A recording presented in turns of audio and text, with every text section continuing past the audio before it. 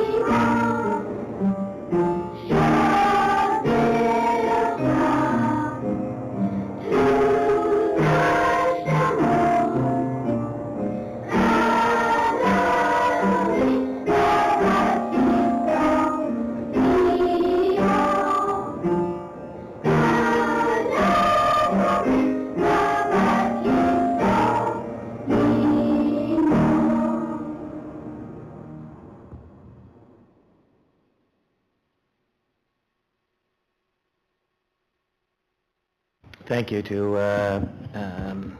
Oakbank Elementary. We're going to have our treaty acknowledgement. I'm going to ask Trustee Boytson to read out our treaty acknowledgement. We acknowledge the traditional land upon which Sunrise School Division resides as Treaty 1 territory. We honor our partnership with Canada's original peoples and respect the gifts of Indigenous history, culture, and language. We commit to moving forward in partnership with our communities in a spirit of collaboration and reconciliation. Thanks, Lorraine. Next on our agenda is about a trustee remembrance. If you're not aware, one of our trustees passed away a week ago. His name is Russ Reed, and Russ was the trustee for the Lac Du Bonnet area. And I think that I'm going to say a few words, and I'm going to invite certainly anyone else, if they want to go ahead and say anything, they can. So I think around this table, some of you knew Russ for 2 years. Some of you knew Russ for 6 years, and some of you knew Russ a lot longer, certainly around as trustees. Trustee Nichols probably known Don the longest, they taught together for lots of years. And I think, though, that probably Trustee Boytson knew Russ, and Kathy, you've known Russ for a long time.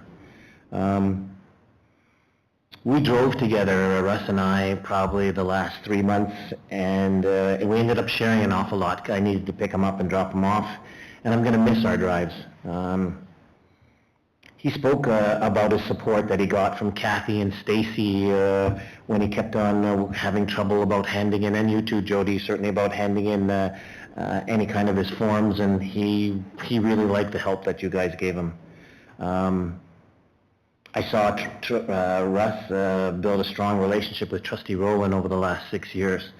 Diane, he talked about the fact that, he really appreciated you, the help that you gave to him over the last 6 years during our rides. I knew Russ as a teacher, and probably dating back 25 years. Don, you probably knew a little bit longer. Russ and I, on the way home, I always used to tease him about which high school hockey team to go ahead and cheer for, because his grandson played for Lac Du Bonnet, and Russ hardly missed a game. Russ was an avid Lac Du Bonnet supporter for athletics, and certainly coached in his day. Russ, if you're not aware, Russ was really involved in his community. He and his wife Linda and about 6 other friends, there's about 8 of them, they ran the food bank in Lac Du Bonnet, and every week they spent time at it. And running a food bank's a real big deal. And he and Linda did an amazing job. They had a strong group of teacher friends, the Rowbottoms, the Reynolds, the Beckers, and for some of you that have been around for a little while, those names out of Lac Du Bonnet are kind of household names. He also talked about the balance in our drives, about making sure that there's enough money to support programs, and about being fiscally responsible. But he never wanted to see anything. He said, Paul, if you think that you're ever going to go ahead and cut teachers in my school, do you know what, we're going to have a conversation. He's going to be missed certainly by his two schools. He spent a fair bit of time there. He'll be missed by the 13 of us around this table. Russ never got flustered. He never got angry. I'm not saying that everybody else around this table does that. I know one that does get it, and that's me. He was always calm. We're going to miss you, Russ. There is a service in Lac du Bonnet on March the 8th in the community center. There'll be details later this week. It'll be in the Clipper for everybody. I don't know anymore. I've been texting back and forth with Linda. We haven't in the last few days, so that's just something I wanted to share a little bit about Russ. I'm going to open up the floor to anybody else that wants to go ahead and say anything.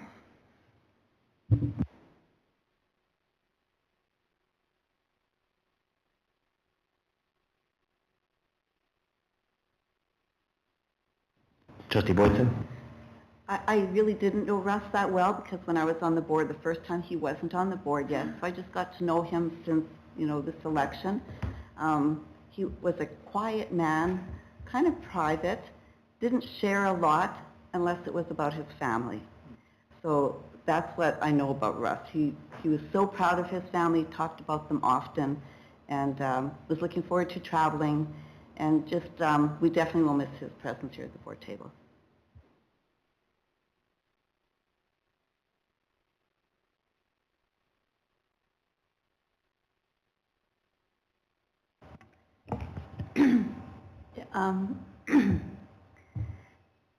I was lucky to get to know Russ over the last 6 years and able to spend time with him at a conference. And he is a unique individual, and I think he had connections with everybody in his own unique way.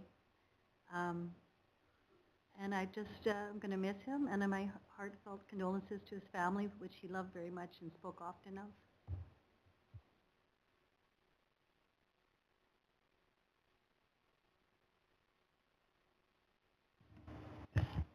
Yeah, I think likewise. He spoke really fondly of his family and his community, and like you touched on it, Paul, Russ, when running for trustee, he sought out to see if anybody else was running, and he didn't want that seat to go empty. And he thought it was important to have somebody within the community to represent those schools and represent those people, and so he stepped up when there was a void in that role, and he filled that role, and I'm really appreciative that he did.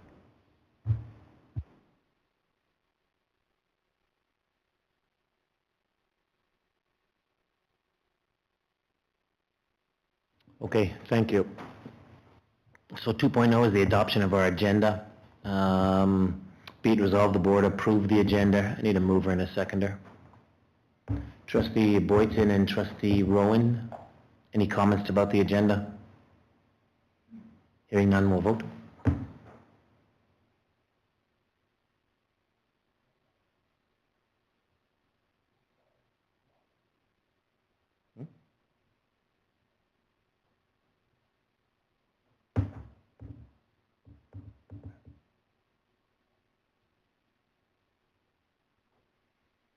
Jen, is it going to come up on the screen, or should I just know that I've got it on my screen here? No, they can't get it up. Okay, you can't get it up. So it was passed in the favor of 8-0. Thank you. Chair's comments or share a story. I'm going to certainly leave it open to share a story with trustees. Any trustees want to go ahead and share a story over the next little bit? Trustee Boyton. You can give her that so she doesn't have to type. So Anolis Hack held their first meeting for this school year. Very pleased that they are up and running and making plans for the remainder of the school year. This past Friday, Premier Wab Canoe was a mystery guest reader at Anolis School. He invited the assistance of the students, and the whole school was very excited and eager to help him out when requested. Also Friday afternoon, a visit from Al Simmons. Al never disappoints. He's known as a children's performer, but I can attest that all ages enjoy his ability to bring joy and laughter and create curiosity in anything, including a ball stuck in the ceiling of a gym. You had to be there. These were extremely tough acts to follow, but it was my turn to read this morning. The students really engaged, and it was such a pleasure to read to the various grades throughout the morning. It was also personal because 5 of the students call me Baba. So just wanted to say thanks to the staff and students of Innovus for inviting me to share this time with them. Thanks, Trustee Boyton. Anyone else? Trustee Nicol? I just mentioned that. Sorry. I just want to mention that this Friday, White Mouse School will be having their vegetable draw, so I'd be interested to see what that's all about. And also the students are busy fundraising for their big trip to Scotland and Ireland in 2025. So don't be surprised you walk down the street of White Mouse sometime and people putting out their hand to buy, or asking you to buy chocolate bars or to buy some other raffle ticket or something like that. So if you ever come to White Mouse, make sure you bring your wallet. I think we just got set up by Don that he's bringing chocolate for next week to go ahead and sell to us. Anyone else? Trustee Rowan? SCI had their grad fashion show. This is my first time in attendance. I need to commend both the staff and students as they put on a great show. SMS and Douglas Schools hosted the grade 6 triple ball tournament. It was nice to see staff in attendance and older students helping with the tournament. It's I Love to Read month, and I had the pleasure of reading to a grade 1 and a grade 4-5 split class at OBE. The book with no pictures was a hit again this year. And I would be remiss if I didn't mention what a great job Equal Douglas School students did with their drama production of The Girl with the Golden Locks. And Douglas School is also running activities for Festival Week this week. Parents were at the school today handing out bannock and hot chocolate. They've got a pancake breakfast tomorrow, and they've got events all week. Thank you. Anyone else?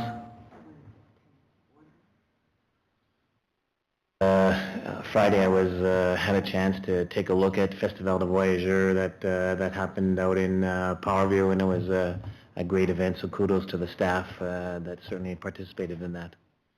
I'm supposed to remember 2 things. One is for the public, that if you have any questions for later on in the evening of our meeting, please send it to Jody Thiessen. So it's jthiessen@sunrisesd.ca. Jody Thiessen. Jody.Thiessen, thank you. Jody.Thiessen@sunrisesd.ca. Usually it's right in front of me. Sorry, it's not in front of me right now. And put your name and certainly where you're from, and we'll try to answer your questions for you. So besides the 8 trustees, if you're looking in, we have the administration staff from Oakbank Elementary.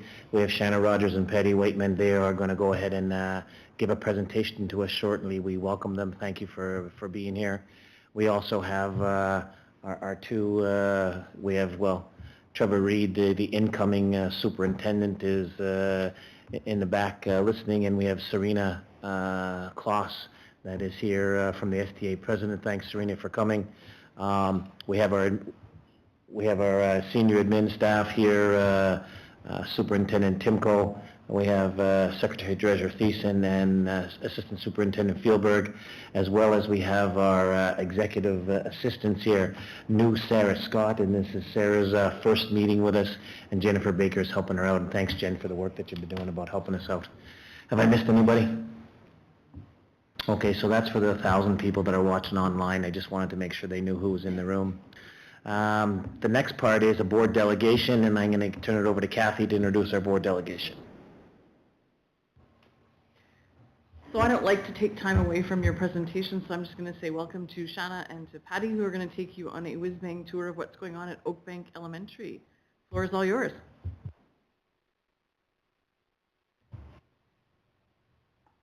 Good evening. I am Shanna, and this is Patty, and we are here to present the goal work as well as our focus work that's happening at Oakbank Elementary School this year.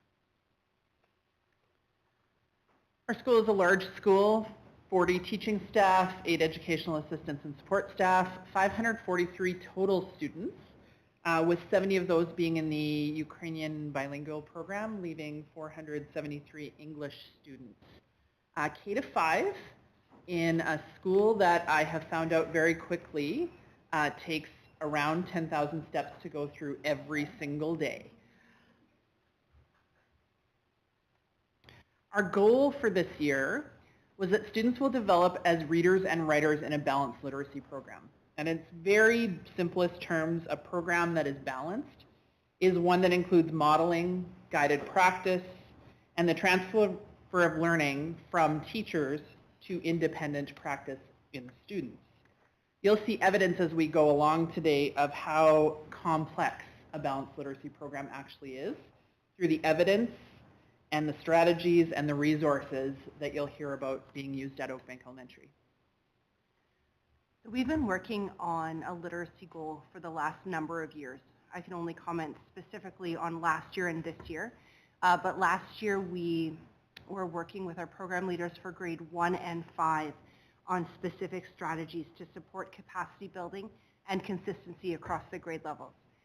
This year, we are working to fill in that sandwich, and we have our program leaders working with our grade 2, 3, and 4 teachers, as well as our new teachers who are in the grade 1 and 5 levels, so that all of our staff are working towards those consistent strategies across the school.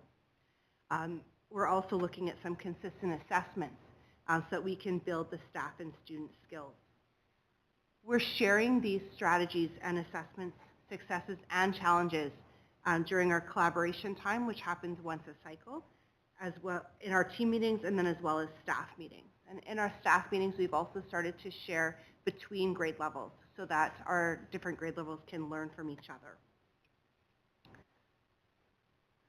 We have numerous places that we can look for success. In the beginning of the year, Shannon led classroom profile meetings with all of our classes, which included our guidance counselor as well as the support teacher who was working with that class, the classroom teacher, to be able to identify the strengths that were in each of our classes, their needs with their gaps, and then we also looked at students who had some enrichment needs. We took all of that and we made goals for each classroom, and our teachers are working towards those goals.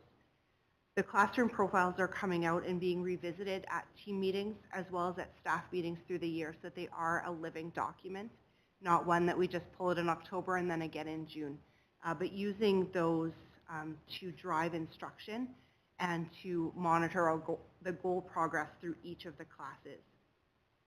Each classroom is using the reading and writing progressions. That data was also put on the whole class profile to identify student gaps as well as the students who needed the enrichment.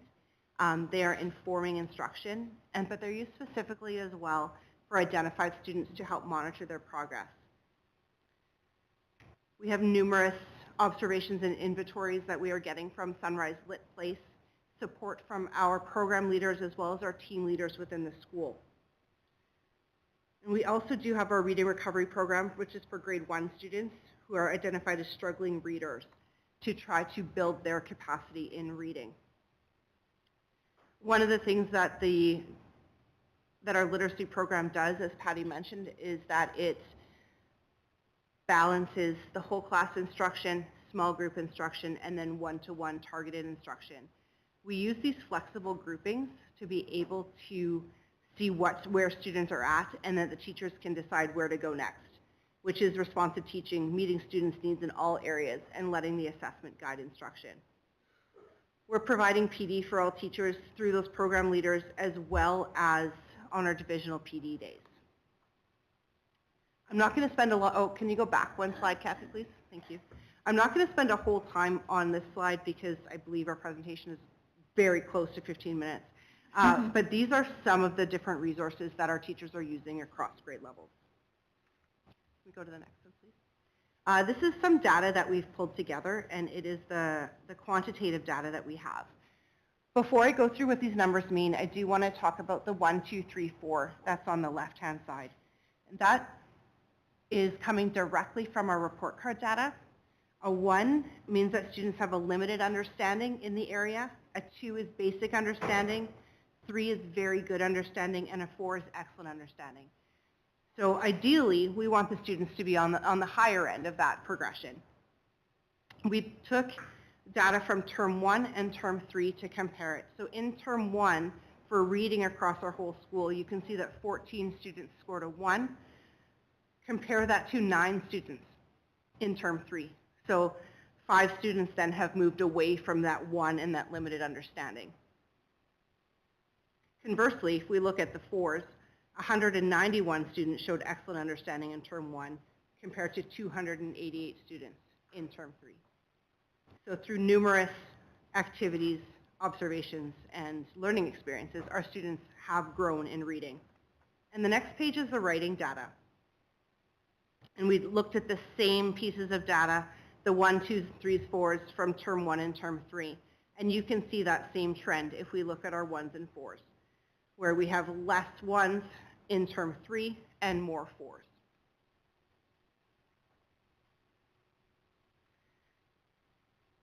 As I mentioned, we've worked on literacy for a number of years. So we are continuing to integrate strategies from previous years.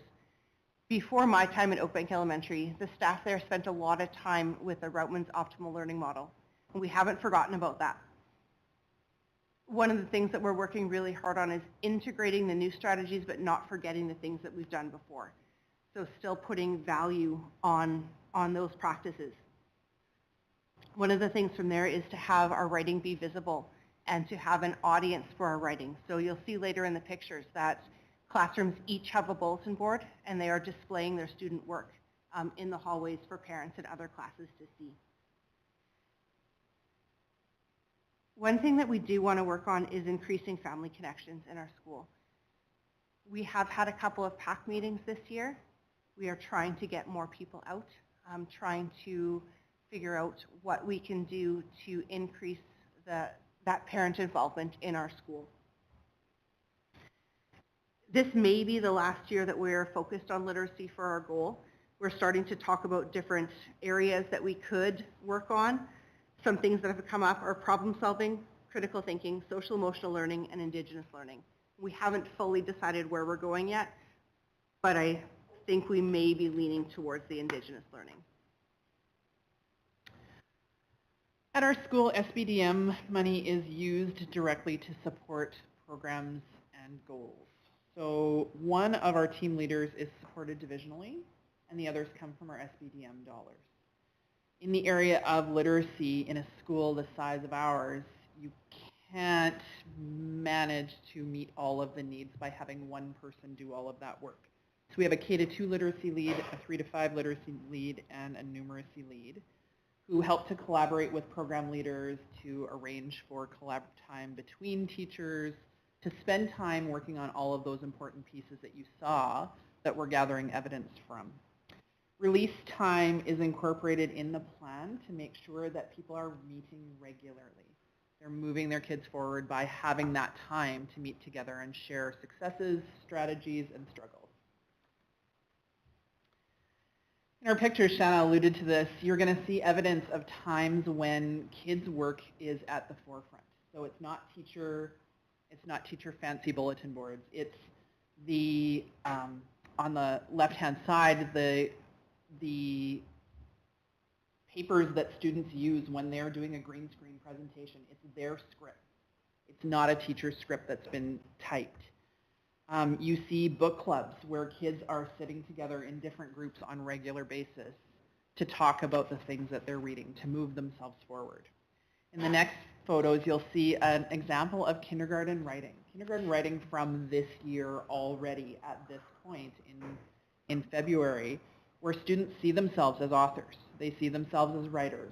They walk by and read someone else's pieces on the bulletin boards so that they know that they have a place in their own literacy. On the other picture, you'll see McKenna, one of our clinicians, working directly in a classroom on stations with students on fine motor, because that teacher has identified that as a spot where she needed someone to come in and do a little bit of intensive work with kids. What you can't see is the smiles on the kids' faces as they're doing this, because we wanted to make sure that we could use this in any of our publications. So there are many other photos that would show the smiles on their faces as they're doing hard things. On the next set of photos, you're going to see one of those spots where our grade 5s shine.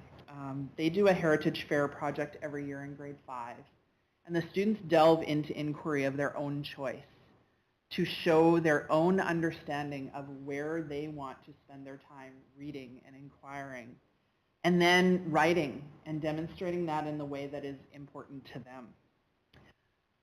On the right-hand side is where our kindergartens do a coordination of reading, writing, and math to show that literacy happens in all areas, including math. So this is a comparison activity of marshmallows in hot chocolate. The showcasing of student work on the next page shows how things are constantly changing in our hallways. Kids stop to read what's on the bulletin boards because they change often. They are current pieces of writing. They're not writing that sits there for 3 months. So All About My Friends is something that went up and quickly changed to the next topic because student writing is happening so often.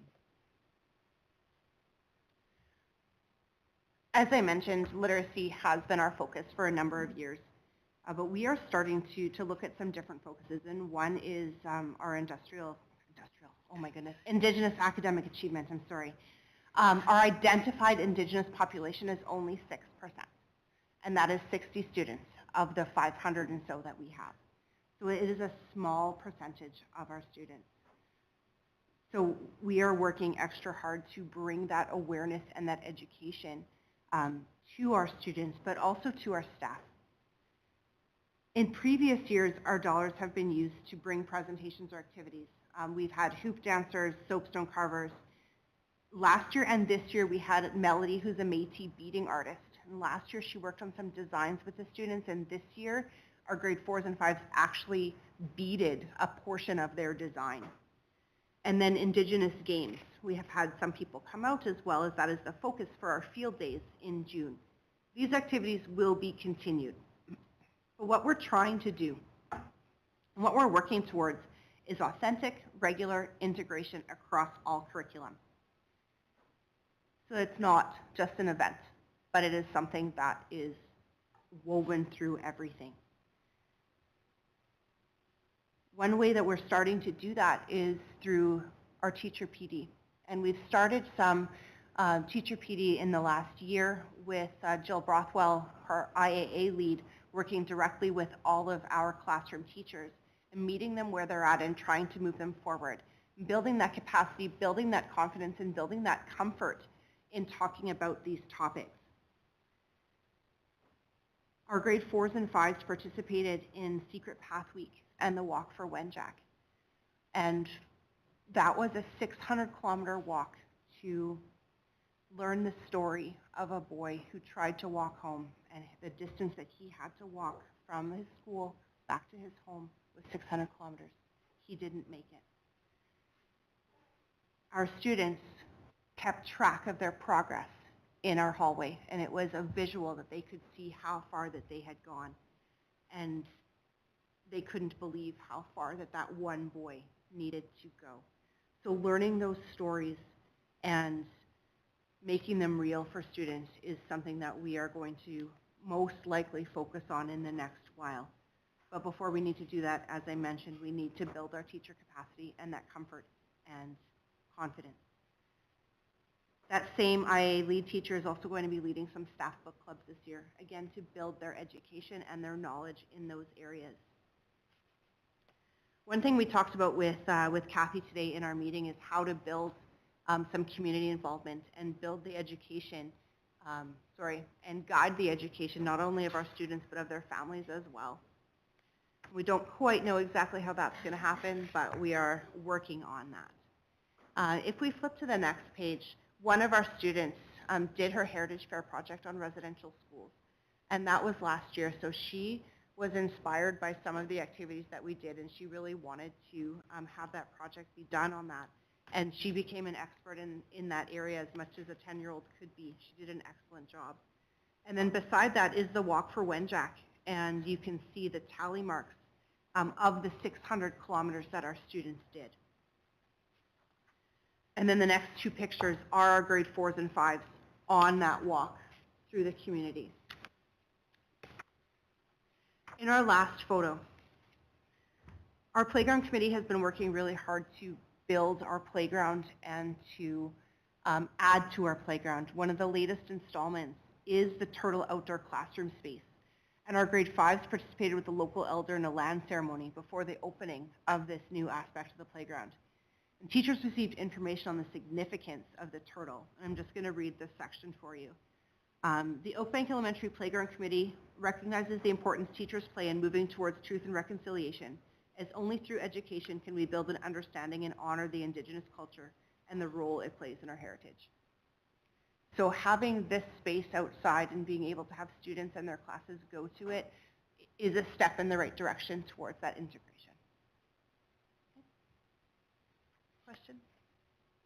Thank you. Anybody have any questions for the ladies? Trustee Rowan.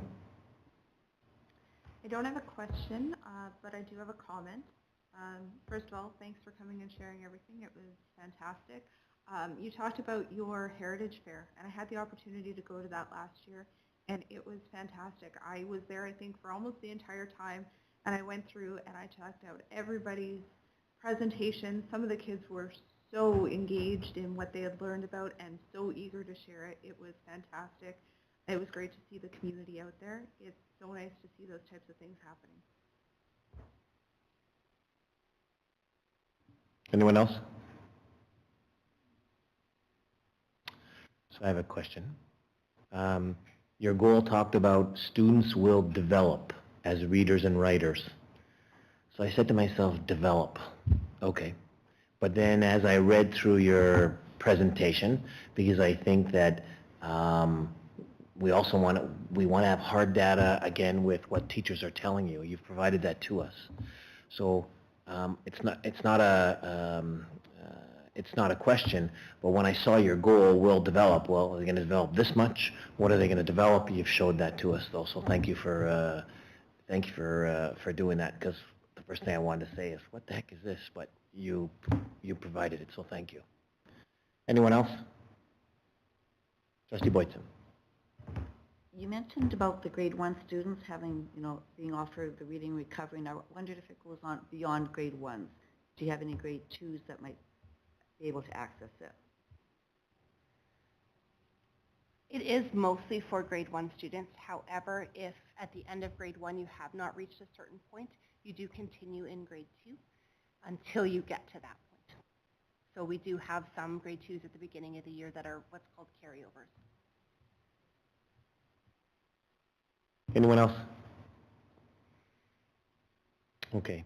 Sean, I'm going to give you an opportunity. You have 8 of our trustees here. We're in budget season. We're going to the public on Thursday. What's your comment to us with regard to budget as we talk about dollars and cents? You got about 30 seconds. I won't waste any of it then. I will ask that the SBDM funds continue. Those are integral towards us meeting our goal. Teaching staff remaining the same so that we can continue to deliver the programs that we have. However, I'm also going to put out there that we are getting short on space in our school, especially gym space. We have 2 classes scheduled into one of our gyms every afternoon, all afternoon. That is a pretty tight squeeze when you have 2 full classes in there. So additional space we are using outside, we are using other classrooms, but that is something in the next while that will be needed. I have talked to Derek about moving our kindergarten playground. Our kindergarten playground right now is between 2 parking lots, and I'd like to move it to the front of the school where it's more visible, and also where our bus students who are waiting for half an hour will have an opportunity to play while they're waiting for their bus.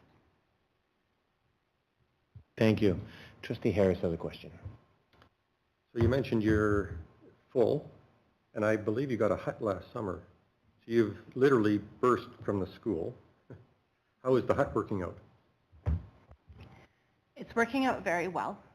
We are using it for our grade 4 and 5 French classes. So the classes do switch and go out there for every different period. And we have one teacher who's been able to have her home base there rather than moving between classes. While those students are in that French class, their teachers are either teaching kindergarten phys ed or kindergarten music, or there are the IAA lead.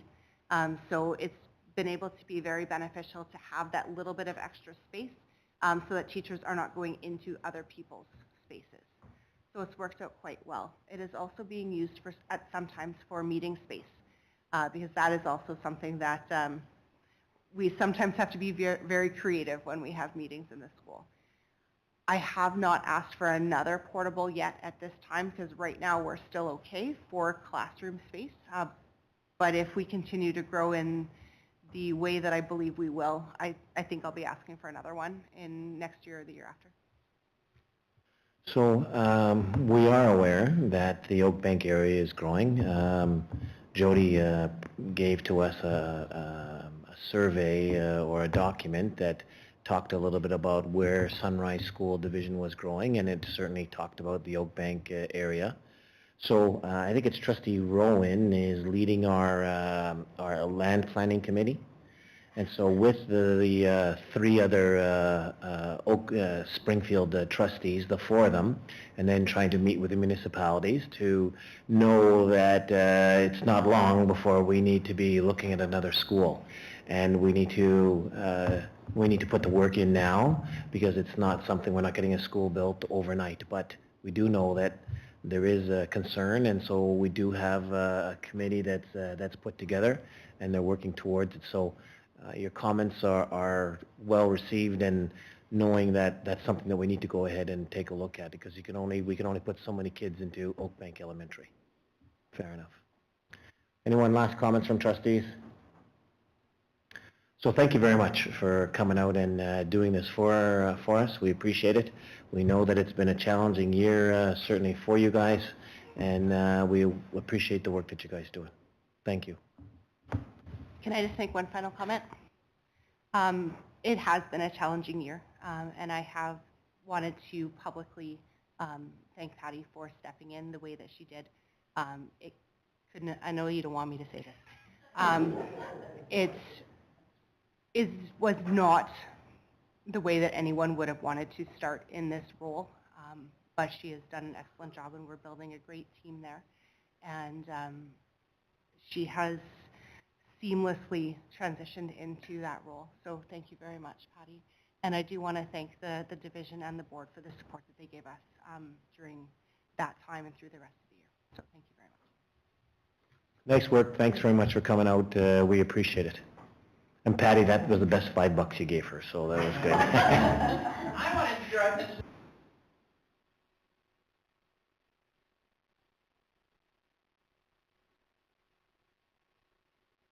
All right, thank you, ladies. We're going to move on, is that we have minutes, 5.1 minutes from the February 6th meetings will be resolved. The board adopt our February 6th minutes. I need a mover and a seconder. Moved by Trustee Smith, second by Trustee Nickel. Any questions to those minutes? Okay, hearing none, we'll vote.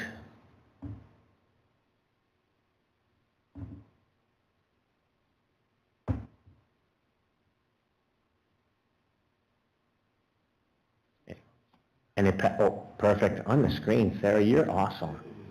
You're awesome. As I'm looking here, he's going, look on the screen, thanks. Thank you. So 6.1 is our superintendent's report. Kath? Thank you very much. Just some highlights that are on the go. So again, the board is on track to draft and pass a 24-25 budget at their first meeting in March. Just that shout out again to our millions of people, as Paul said, that are watching, that this Thursday, 2 days from now at 7 p.m. here in this room, we will have a presentation of our draft budget, and do encourage all of our stakeholders to have a look at that, whether that's in person 2 days from now or getting on and watching the recording, so that you can make sure that you inform your trustees as to what your thoughts might be. I'm super excited to say that we're able to continue with our spring leadership cohort. So we have a developing leader cohort that is happening this spring, and we have some great topics that we'll bring up, and we usually have 20 to 30 participants, so we're looking to do that. The invitation has gone out, and we've asked folks to let us know by March 22nd whether they're interested in participating. Usually Wednesday evenings, 4:30 to 6:30, and we do a working dinner with that.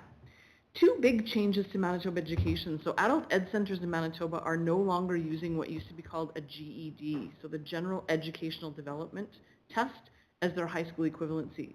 So if you happen to go into an adult ed center and you look at that and say, hey, we need to assess whether or not you have what would be the equivalent of a high school diploma, the GED would not be used, mainly because there's a lot of American content with that. So beginning May 3rd, we're using the Canadian Adult Educational Credential, and that's across the province and other provinces. There is further information around when that comes into play, and that both will be recognized by employers if we have someone who already has their GED. Another big change to Manitoba education is that starting this fall, anybody in the French immersion program, students in grade 9 who are starting this fall need to earn a minimum of 15 of their 30 credits taught in French. It's currently 14 of the credits that are taught in French, and as of September that changes. So it gives you a little bit of a look at what that policy is and sort of how that plays out along the way. Again, giving folks a look at the calendar. We're coming up on the what does next year look like, honing in on the last couple of decisions on the 10 days for admin and PD.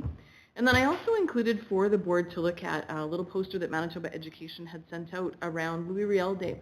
So we all enjoyed Monday off yesterday for Louis Riel Day in the province, and it has some really important information about naming Louis Riel as the honorary first premier of Manitoba.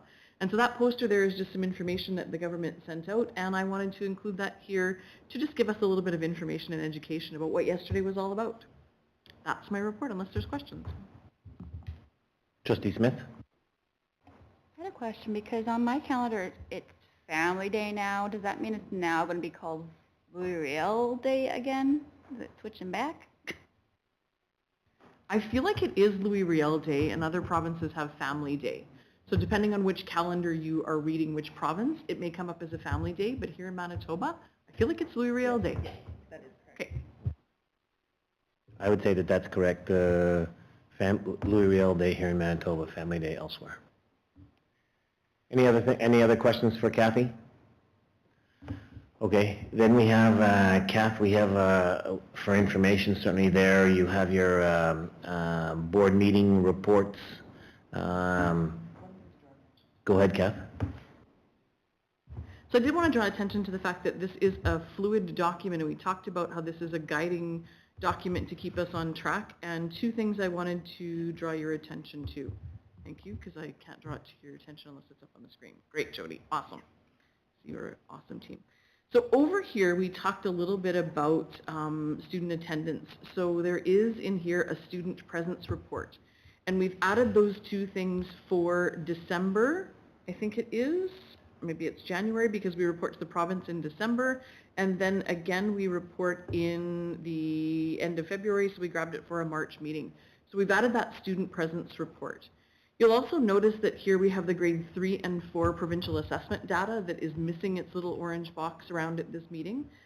A lot of those provincial assessments depend on when the province gives us the information back. So we do our very best guess at when we're going to get that, and the minute we get it from the province, we bring it here.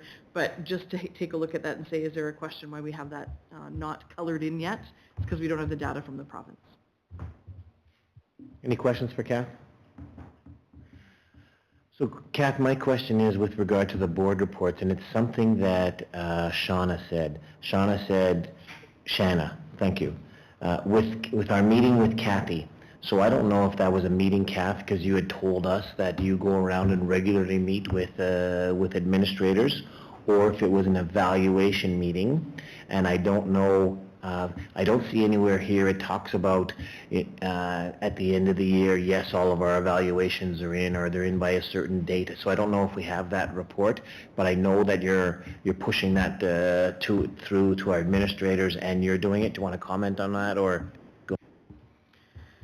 So two things. Every 6 weeks, I visit each of the schools and talk with them about their school plans. And then on the following 2 weeks, Lars meets with the student services team and talks with the administrators about how student services is going. And then on the next 2 weeks, Jody goes and talks finances with them. So we stagger our visits, and we bombard them with the gloriousness of our presence and help them with some of the things that they do. So today's visit at OBE was a scheduled school plan visit. In terms of evaluations for staff, our evaluations on staff are completed every year.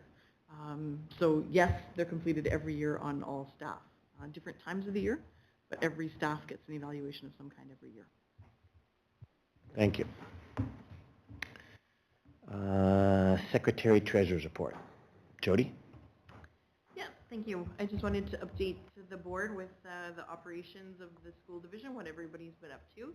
I'll do a quick couple of highlights. Payroll has issued their T4s. We've issued 1,570 T4s this month, or this month. And I'm really proud of the finance department. They've been working without a finance manager for a little bit, and everybody's been able to keep pace and support me, supporting them. So it's been a really good team effort. So we're really happy that we didn't have to worry. T4s got out and all is good. Transportation, I just want to say thank you to the transportation department for all their efforts in the past few weeks. If everybody remembers, not too long ago, the driving conditions were not ideal, and I'm just happy to say that our division's bus drivers were doing a great job getting our students to and from the school safely. I know every morning for a while there it was very early mornings, making sure it's safe for the staff and safe for the students, and they were able to keep pace and keep the kids going to school. A highlight for the maintenance department, I was able to go see the SCI's second science lab that's getting a renovation. As you can see, it is a work in progress right now. There's drywalling underway. What I understand today, they were attempting to do some painting on the walls, but next steps are to update the flooring and ceiling and cabinets. So it sounds like this project is right on time. There are no delays noted, and I've probably jinxed the project right now, but completion date is still anticipated for May 2024. OBE roof replacement, we're just finishing up that project and going through the deficiency walkthrough right now and just finishing up with some of the final touches.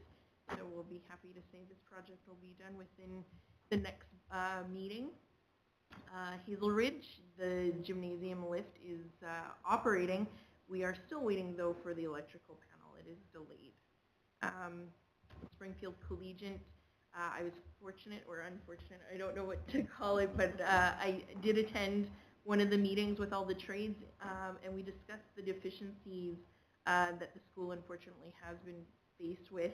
I want to say the school has been resilient in tolerating the fluctuations in temperatures, but we're happy to see some progress, recognizing that the system is getting balanced, and with the trades on site, they have been on site for several weeks now and giving us, the school division, a daily report to let us know where the temperatures are at, and the staff have been great at communicating, letting us know which school or which classroom is not blowing the right temperature, or it's too cold, or it's too hot, to allow the trades to get on it right away. So what we're finding is it's balancing out. There was some inconsistencies with even noises coming from the unit. They were able to address them. We are not quite out of the woods yet. We did have some cooler temperatures last week, but we really want to test these units when the temperatures get down to -30 to make sure they're working at the right capacity. The next thing on the to-do list, though, is the chiller, which is really the air conditioning. It is scheduled to arrive in May. It'll take about a month and a half to get everything all hooked up and balanced. So unfortunately for SCI, it'll be a warm spring with no air conditioning. But the goal is working with the trades and talking to them. The goal is as soon as it arrives, so it'll take about a month and a half and get it in place. Other than that, no real other updates. There's been no update on the Reynolds School or the Green Church from the province. They were waiting for another department from the province to report back to let us know if we can keep the funds or not. The last update I requested last week, and there was no response. Thanks, Jody. Any questions for Jody? Jody, 2 comments from me. The Hazelwood School project, I heard that Trustee Boytson is going to go ahead and do Ukrainian dance once it gets completed. So thanks, Trustee Boytson, for going ahead and with the lift. And the other thing is, I was signing checks this past week, and as some of these Springfield Collegiate building contractors are coming up. Do you know what, I was working pretty hard about whether to go ahead and approve these checks. I did on base what you wanted to go ahead and do, Jody. But yeah, great thing that we can continue on and having meetings with them and push them through. Thanks very much for doing that. Anyone else? Okay. So we're going to go to board business and our ad hoc land planning committee report. I'm going to put it on the floor and then I'll turn to you. So be it resolved that the board approve the 5 recommendations of the ad hoc land planning committee as presented. Moved by trustee Rowan, seconded by trustee Dent. Trustee Rowan, did you want to comment on that before I open it up for questions? I won't take up a ton of your time because the document is there, but we met a couple of times as a group and we had some in-depth conversations.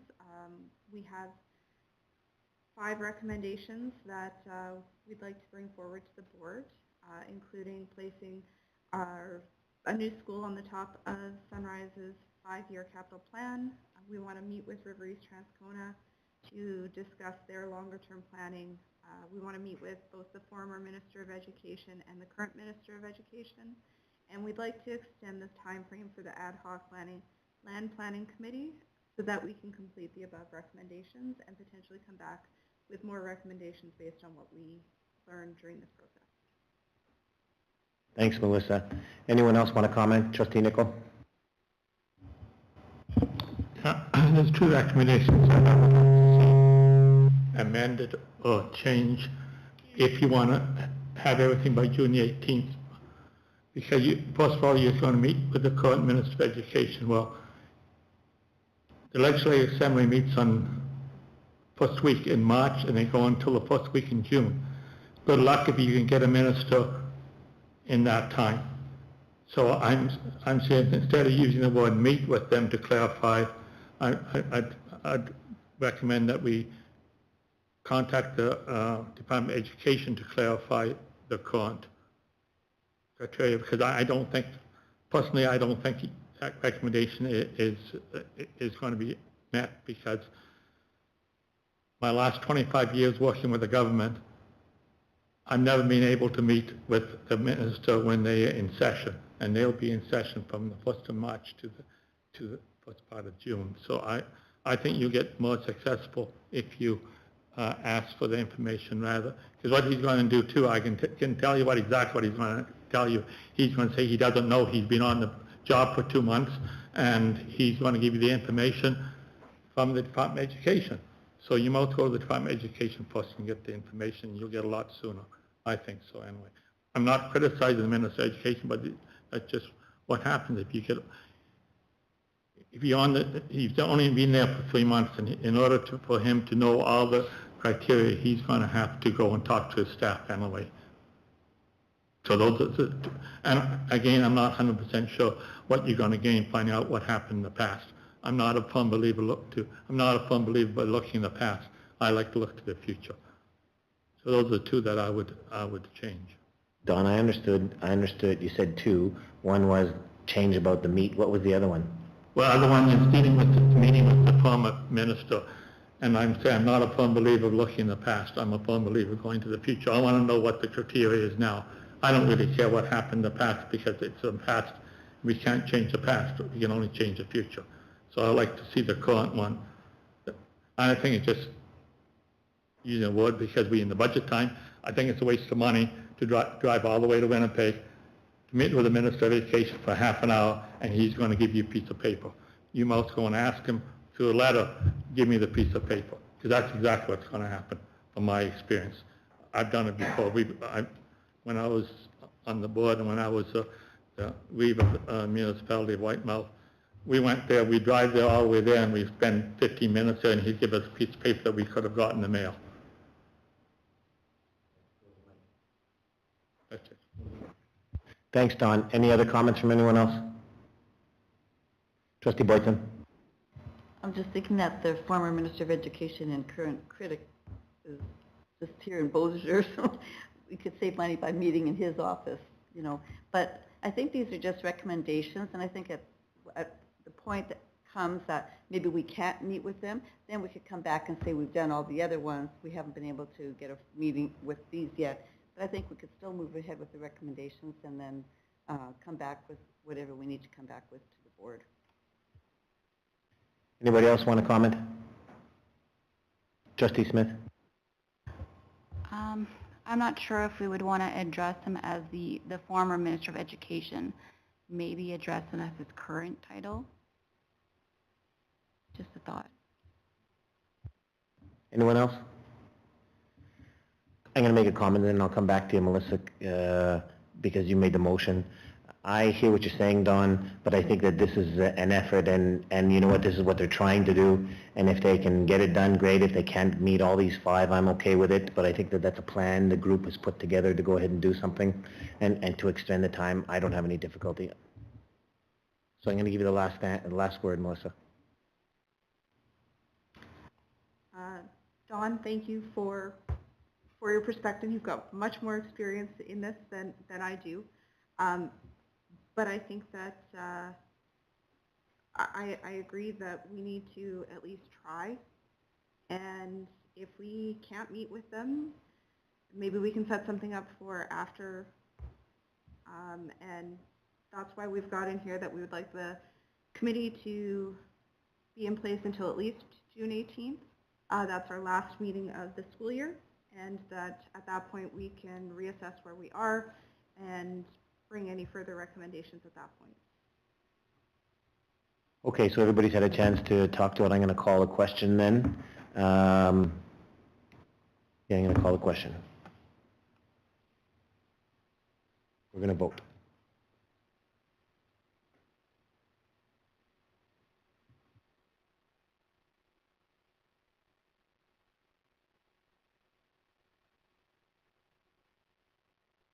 So it passed at 8-0. Thank you for that. My expectation is this land planning committee is going to be meeting for past actually June the 18th, because I think that this is going to be a long process for us as we know where we're going. But good start with your committee. Thanks for the work. 8.2 board article submission. So I submitted an article. I submitted it to Kathy. Kathy sent it back to me with a bunch of red ink on it, and she did a great job. Whoa. So Kathy, so this is the article that I've come up with for us to put into the paper, and again, basically just sharing information. Basically, I think that the process was for Kathy and I to share the article with Kathy, and then is the board good with us putting this into the paper? We have a motion there? Yep. Oh, sorry. So be it resolved that the board approve the article as written for the submission to the local media outlets. Need a mover and a seconder. Moved by Trustee Dent, seconded by Trustee Rowan. Any comments to it? Trustee Boyson?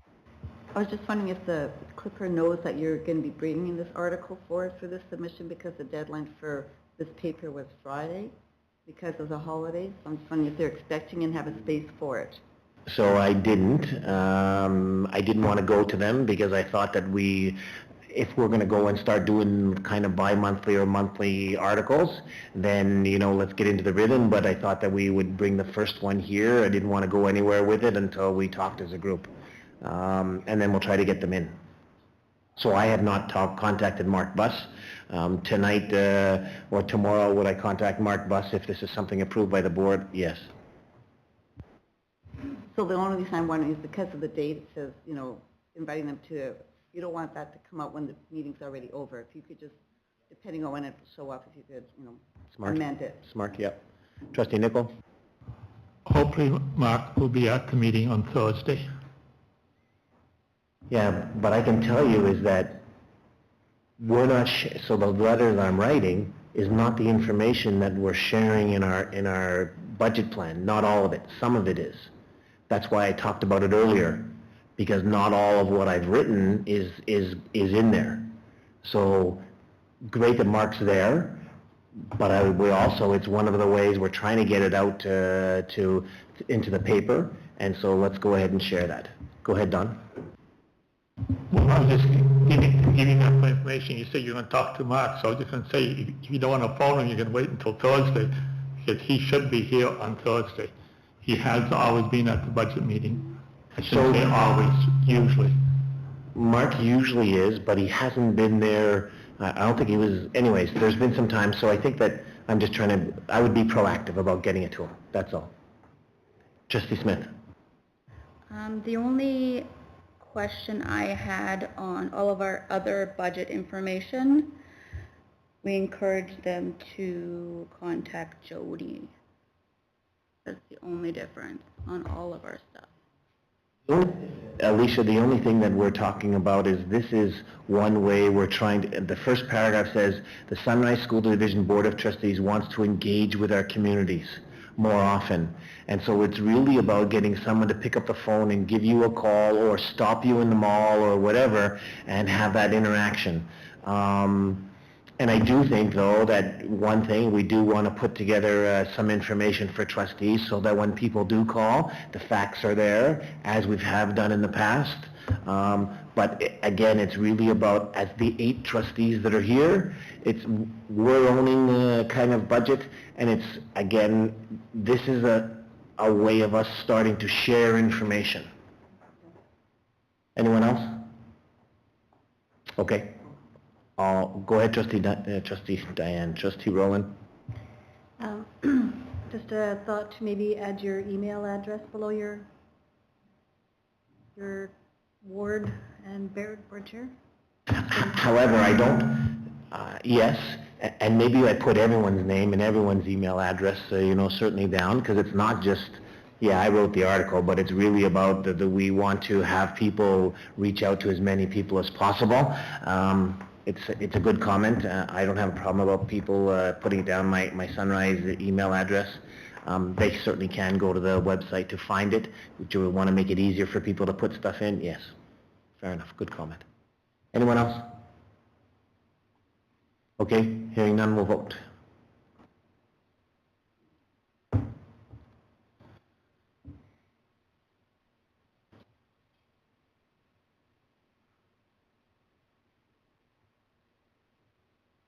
Okay, past 8-0, thank you. We'll do that. And we'll keep people informed as to, information from whether Mark is coming on Thursday, whether we can get that information in there. School tours, this is you, Kath.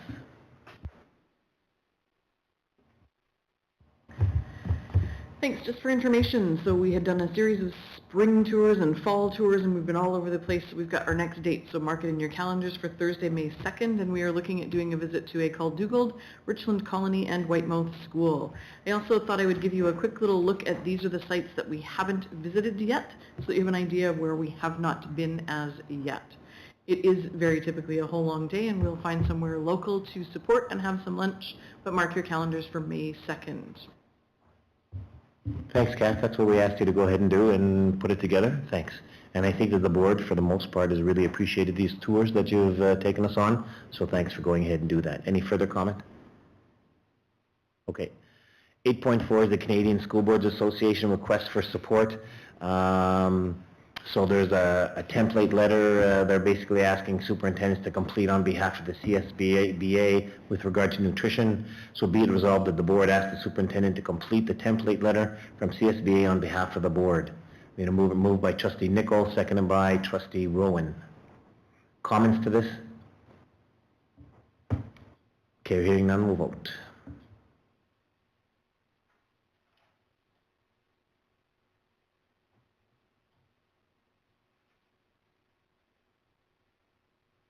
Past 8-0, and thank you for doing that, as of course the nutrition program across the nation would be awesome. And I think Manitoba's taken the lead with the recent funding that they're sharing with the schools. Submission, RM of Springfield. This is you, Jody. This is for information. Is there anything that you want to add? Just uploading it to my screen here. I believe I brought this forward to the board. This is a revision to what they requested. At the end of the day, there's no real updates. The submission, I'll just go right to the map here. There is a subdivision proposed near Enola, identifying a 5-acre lot. So in our letter to the province and to the RM of Springfield, we will just ask them to allocate us our school division dedication fee, recognizing that this will bring students likely to the Enola, Dugald, and SCI area. So we will indicate to them that that's what we'd be looking for. In addition, we've asked for consideration, because there is proposed public road, we will likely be bringing out a bus out to the area to pick up students, that there's some consideration for bus pickup area that can be done safely. So that's what we've also been wording in some of our letters when we recognize it'll be on a bus route. So that's it. Thanks, Jody. And Trustee Rowan, this is exactly what your committee is getting together to meet with the RMs, those kind of things. So thanks for that. Any other comments from anyone? Oh, go ahead, Trustee Smith. The road 59 North is already built. I don't know the specific details of that. Looking at the more detailed map, it is a road already with connections of driveways. Anything else? Thanks, Jody. 8.6 is Springfield Middle School. Be it resolved that the board approve in principle the Springfield Middle School grade 8 ski trip to Assisipi March 19th and 20th if they still have snow, subject to the superintendent's final approval. I need a mover and a seconder. Moved by Trustee Rowan, second by Trustee Dent. Any questions? Trustee Rowan? I have a question, and I'm not sure if we'll have the answer here tonight, but I'm curious to know if we don't have snow at that point, will our families be expecting to be able to get all of the money back, or is there going to be a part that they don't get back because weather's outside of Assisipi's control? So with any of our field trip plannings, there would always be a parent meeting, and that would be spelled out very specifically with each field trip. Because sometimes the booking places like Assisipi may say, this is, it's out of our control, so you can have the money back because we're not losing money, nobody can ski. If it's that we've booked flights or we've booked hotels or something, we may end up losing money. But that would be specific to each field trip planning, and they would have a date by which they would need to choose whether they're going to still go or not go. That would be specific to each trip. And for trips like this, do we have, is it compulsory for families to participate in insurance? It is compulsory for families to have insurance, and we have to actually do it through our insurance. It can't be independent insurance any longer. So last January, MSBA came out and said that any field trips that students go on has to be covered through the MSBA insurance and not independent. Thanks, Kath. I should have turned off my microphone. Any other questions on this? Did I call the question? We did? We voted on it? No. Oh, sorry. You did the motion. I did the motion. Any other questions? Okay. Hearing none, we'll vote.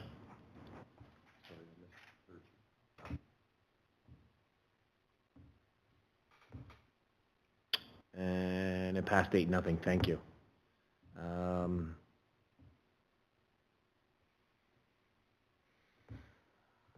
So committee reports. Trustee Nicol, this is the policy committee, upcoming meetings and meetings. Anything to report from the policy committee, Trustee Nicol? No. Pretty straightforward, thank you. And then we have the finance committee. This is Trustee Boytson. Anything from the finance committee? No. Smooth, thank you. So we have professional development information. Oh, here we go. Be it resolved that, so I hold it. Yep. This is the Manitoba School Board Association Annual General Meeting. There are individual ballots, and then there are divisional ballots. So we need to find out who will be our ballot holders at the convention. I think we talked about it last year. But we do need to go ahead and have ballot holders. And I think that we're looking for, if I'm not mistaken, 4 ballot holders. Am I right about that? Go ahead. 1 and an alternate? Okay. 1 and an alternate. So 1 that's going to do the voting on our behalf and an alternate. No? Go ahead, Don. The one in the alternate picks up the ballots. It's not anything to do with the voting. Everybody can vote individually. I think Sunrise should get 5 board ballots. Okay, I'll try this again. This is for someone to pick up the ballots, and in case someone can't make it, we need an alternative, and that's from there. But then we also need 5 people to be actually voting on behalf of Sunrise. All right, I knew that, considering I'm on that committee, so that's pretty bad. So what we do need is who would like to pick up the ballots. And, you know, we can vote on it, we can appoint somebody. To me, it's whoever wants to do it is fine. We need someone to pick up the ballots, and we need an alternative. So is anybody want to pick up the ballots? Anyone else want to pick up the ballots?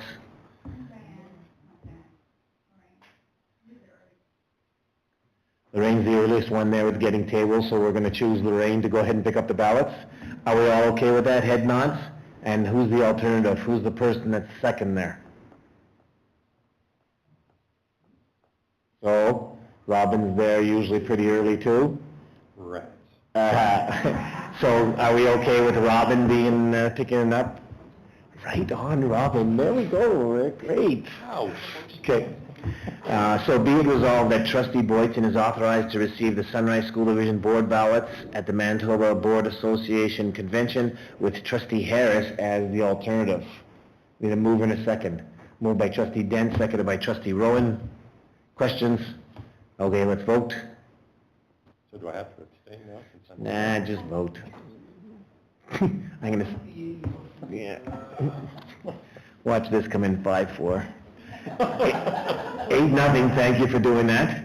Now let's get back to the 5 trustees that actually do the voting on our behalf at the convention. So we need to get 5 trustees. Go ahead, Trustee Nicol. I suggest that you decide that at the convention, rather than here, because you make a list of 5 here and somebody doesn't show up, then that you can't vote. So this way, the people that are present there should be able to get around and says, okay, you people are going to vote for the board ballots.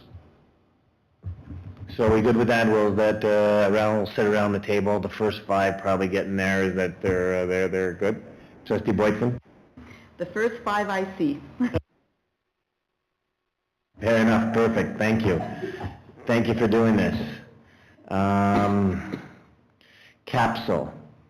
So we have some professional development, and Jody, before we go there, can you just give us, I didn't ask you to do this, Jody, sorry, but can you just give us really the professional development budget information? That'll help. So I did prepare a little bit of a report that kind of identifies our 2 areas of professional development. It's similar to a report I provided last year, but just as a refresher, knowing that we haven't really attended a lot of professional development due to COVID, and we're slowly integrating back to mingling with our associates and our colleagues. So we do have professional development funds available. Annually, we budget for a convention for a total budget amount of $15,000, and this is going to be used for our MSBA convention, its fees, hotel accommodations, and then this budget in the past has been allocated to each trustee, but over in the most recent years, we've just allocated a pool of money of $15,000, and it's almost as if it's first come, first serve, or the board makes a decision of who wishes to attend, we vote on the request, and we move forward. So ultimately, we have a budget amount of $15,000 for conventions. for these types of costs of hotel accommodations and flights and things like that. Other professional development, we'd be sending trustees to courses or seminars for the purpose of learning in the role of a trustee. It just helps with good policy making, good governance.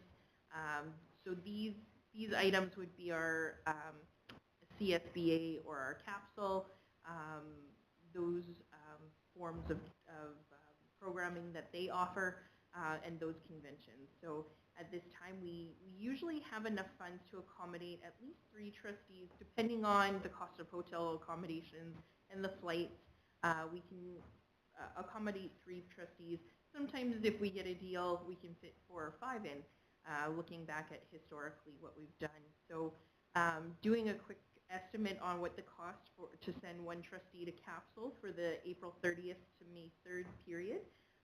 We send a trustee to attend for that period, but we also allocate a day before the convention, allowing for travel and the night before hotel accommodations. And then depending on the timing, we budget for, when we work on an estimate, we budget for the day after for travel, depending on when the conference is done. Sometimes they're done at noon, sometimes they're done at later in the afternoon or 5 o'clock. So depending on what time the traveling or you can catch your flight, we also book or consider 1 additional day for travel. So when considering for capsule, we're looking at an approximate cost of $4,090. We're estimating the MSBA conference is just about $5,000. It might be a little bit under that. So we have about a balance of $10,000 to work with to send anybody to a conference between now and June 30th. Thanks for clarifying. Any questions for Jody? Go ahead, Trustee Rowan. Do the numbers that you're talking about represent the funds used to send Trustee Boydson to CSBA last year? So in there, we were, due to the timing of everything, we prepaid and were able to expense things in the month of June, just because of the timing. Normally, those costs do incur in the next fiscal year. Just due to the time of cutoff, we've included that in the prior fiscal year. So no, it doesn't. Any other questions? Trustee Harris? I lost my screen. Yeah, I'll go from memory. As poor as it is. That's not the screen I want. Which one do you want? The report. Jody? Yeah. Sorry, answer your question over there. The 15,000, the 5,000 that you mentioned for MSBA, is that the one coming up in March, or was that the one from November? So what about November? Yeah, so this one is for considering a March. We've had the November expenses already put through through another GL line.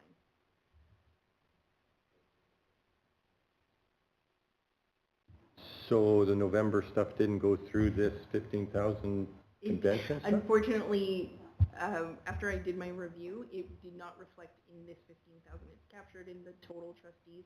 So we have 2 pockets, the 15,000 for PD. It was charged to a different PD line, so, or a different function line. So right now, if we're just looking at the conventions and capsule, the spring MSBA is sitting here. The November MSBA conference is sitting in the other line. Okay, so our next item on the agenda is going to be the CSBA conference. I'm assuming someone will want to attend that as well. So we have $10,000 to send to 2 conferences. No. So capsule is for this fiscal period, and the next one is next fiscal period. So we're starting off with a clear slate for 24-25. I'm going to get picky here then. So last year you prepaid the July stuff. Are we not going to be prepaying this time? Correct. Just due to the fiscal period and the staff that I've had in place at that time, prepayment was not entered into the right fiscal period, so it was all captured in the old fiscal period. So there are, at the end of the day, there is money if there are two people that want to go to the CAPSUL conference, CAPSUL, Canadian Association for Practical Study of Law in Education, last weekend in April. Is there anybody interested in going?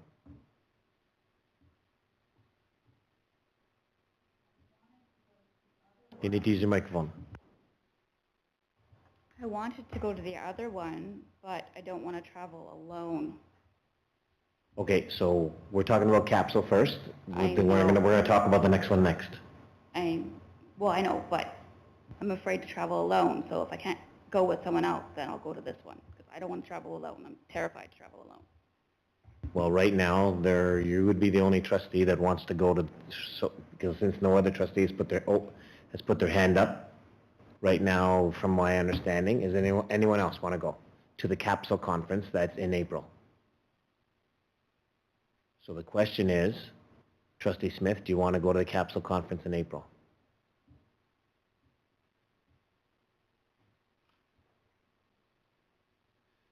Again, we can come back to this.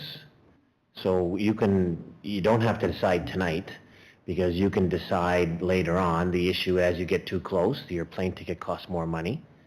But you can, we don't have to decide tonight. Trustee Nicol? If we don't send anybody to CAPSUL, I suggest that we become a member of CAPSUL, because if you're a member, you can see the whole conference online about 3 months later. So if we're not sending anybody, then I'd suggest that we wouldn't have a report from the conference, but if you could have a membership, then you can see it online. Kath? If there are no trustees that are going to the CAPSUL conference, then we could possibly walk away and have senior admin consider sending one of the senior admin team, because it would be something that educators would attend as well. So, Trustee Harris. Thank you. Of these two events, which is more relevant and more advantageous to a trustee? Who are you asking? Kathy. Go ahead, Kath. CSBA. I would agree. CSBA would be a conference that we would want to go to. I'm going to read this again. CAPSUL. Canadian Association for the Practical Study of Law in Education. How often do we talk about stuff like that? And you know what? That's why we've got the people to the left of us, to the left of me, to do those kind of things. Doesn't mean somebody can't go, but when we're going to get into the law of things, we're going to go to professionals. It doesn't mean you can't get smart on it, though. Trustee Rowan. Kathy, I have a question for you. If we were to consider sending someone from senior admin, would we get any kind of report back in that situation? Yeah, I think this would be one of those things where if it is an interest that we have had trustees and senior admin both go to these things in the past, there is way more value for the senior admin to go. So if it is that no one from this table wants to go, we would walk away and say, yep, let's send somebody and bring a report back. Getting the online materials as well would be something that we could share with everybody once we've gone. So I think that would be taking that away from this meeting and saying, okay, so then who might we send from here? I have my ideas, but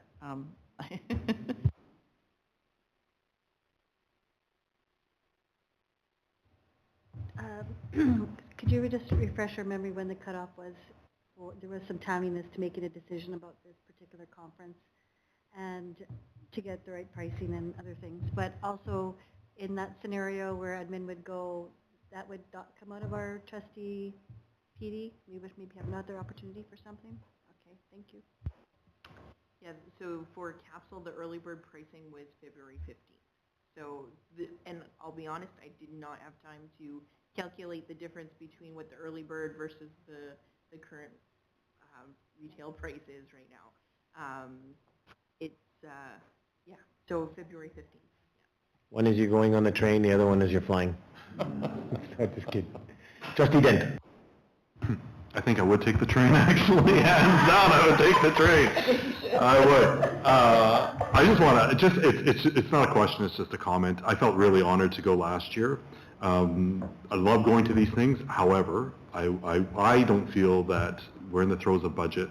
Having been offered and provided the opportunity to go last year to one of these conferences, I won't be putting my name forward to either of these. I like the idea of senior admin or a trustee that hadn't had the opportunity to go. I think we need to kind of share that wealth a little bit. And yeah, I don't know if first come, first serve is always the best way to handle things. So that would be my perspective on it anyway, is open it up to senior admin. I love that idea. Or open it up to a trustee that hasn't had that opportunity yet. Thanks, Dustin. I think that what we've tried to do is certainly put it on some kind of a rotational basis. If somebody went last year, to try to see if people wanted to go this year. If there wasn't, there's allowing people. But again, that's the call of the 8. So I don't hear any calls for capsule. And it doesn't mean that you go ahead, Trustee Smith.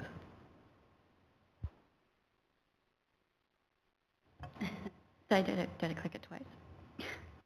I'll go if a senior admin goes. If there's 2 of us, I'll go.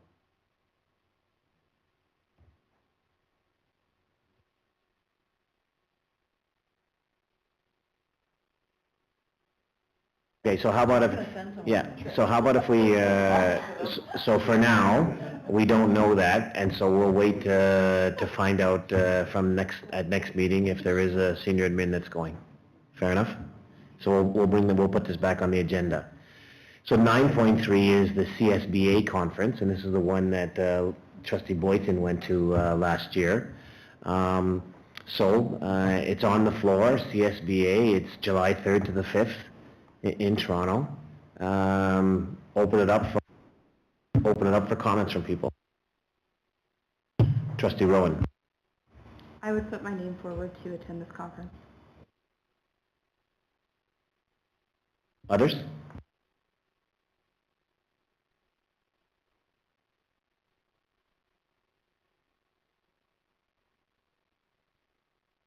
Okay, so I think that people are waiting right now. Here's the, I don't know if we can carry money over, whatnot, and so if we have we have a $10,000 pot, and if we use part of that $10,000, we have $5,000 left. If we can carry that over, it means then that we have other money to send more people to CSBA if we so choose. I think that we have one person's name right here. Can somebody ask next week to go? Yes. Now, this is now kind of on a come, first serve basis because one person is going. Do we have the resources to send somebody in July? We do. So we can turn around and say, hey, Trustee Rowan is asked to go July 3rd and 5th. We can make a motion, send her. Next week, if somebody else wants to go, if Don Nichols says, hey, I want to go to CSBA, and you know what, we can turn around and we have the resources, the group of 8 can decide. So I see heads nodding, so I'm prepared to make a motion, be it resolved that the board approve Trustee Rowan to attend the CSBA conference July 3rd to the 5th at the Weston Harbour Castle, Toronto. I'll make the motion. Need a seconder. Seconded by Trustee Boyton. Comments to the motion? Okay. Are we good? Okay, hearing none, we'll vote.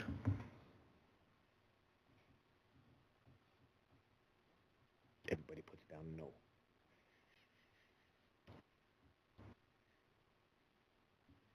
Yep.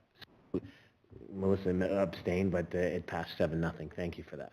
So I think that can you leave it on here, Jody and Kathy, with the agenda setting, so that we'll come next week to talk a little bit about this. We're going to leave capsule on because if Alicia is interested and we have a senior admin going, great.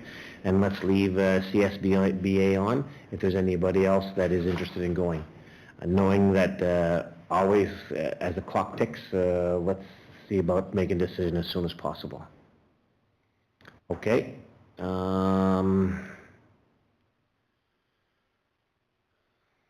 And that 45-page report that Trustee Rowan's going to bring back anyways from there, that'll be fine.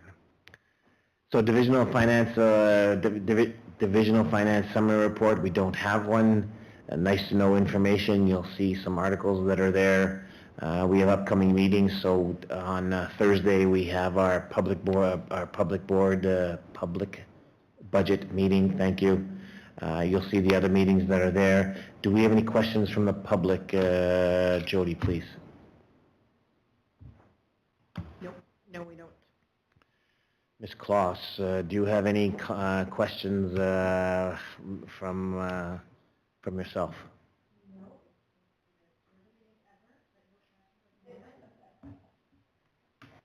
Okay.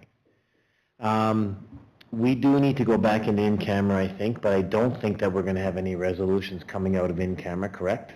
Correct? So,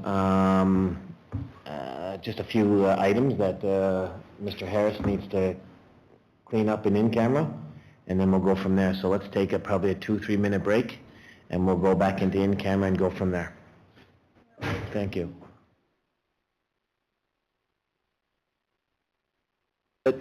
So before anybody goes, we can probably adjourn regular.